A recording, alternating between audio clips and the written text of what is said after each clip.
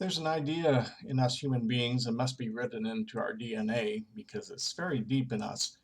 It's the idea that to defeat evil, you have to use violence. And we're told fight fire with fire, and that violence is the only thing that works against fighting evil, and it's even praiseworthy to do so. How many movies have we seen where the good guys, kill bad guys? We see it everywhere. And we act on it in lots of different ways as society. That's very deep in us. It's that idea that we see played out in the policing tactics that killed George Floyd, that violence quells disorder. That's the idea of the basis of Attorney General Barr's defense of sending federal agents to Portland and other cities to quiet those evil protesters. And it's okay to use tear gas and batons and rubber bullets to stop them. At his hearing before Congress the other week, he played a montage of video clips of acts of violence that happened during the protests, even though most of the protests were peaceful.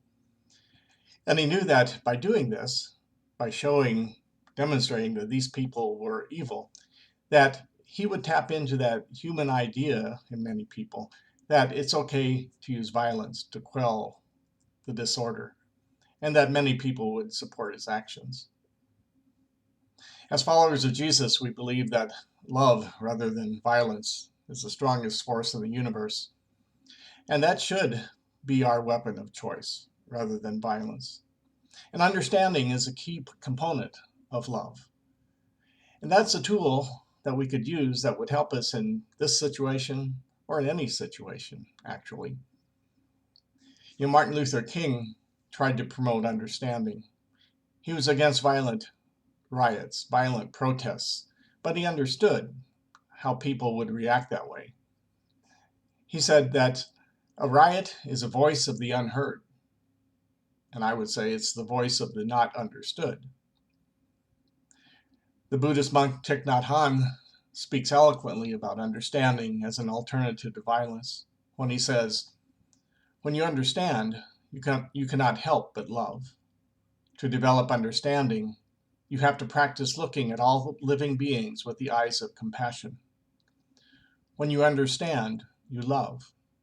And when you love, you naturally act in a way that can relieve the suffering of people." As precious blood people, we are about using understanding and compassion and love as our tools rather than violence. Our charism of reconciliation is built on that. It's built on the fact of bringing people together, listening to people, bridging the gaps between people, listening to those voices that are unheard, the people on the margins. Our circles of understanding, we use those to help people understand each other. Because we know, as precious blood people, that that's what works. That's what brings people together. That is what nurtures compassion and love and caring about each other. That is the work that we are called to do. Rarely does logical argument and presentation of facts change people's hearts and minds about the need to use violence to rid the world of evil. That just doesn't work. That type of change, to change hearts and minds like that, happens only when someone can open their heart a little wider in compassion. And about the only way they might do this is that if they experience firsthand the effects of compassion and how they are treated by us. That is our mission. That is our goal. That is the message of Gasper. That's what he did as he went to the bandits in the hills and preached peace, as he told the Roman army, violence is not the answer to wipe those people out. And he brought them back without killing them. That's our heritage. That's our mission. And that's the work of building the reign of God as precious blood people.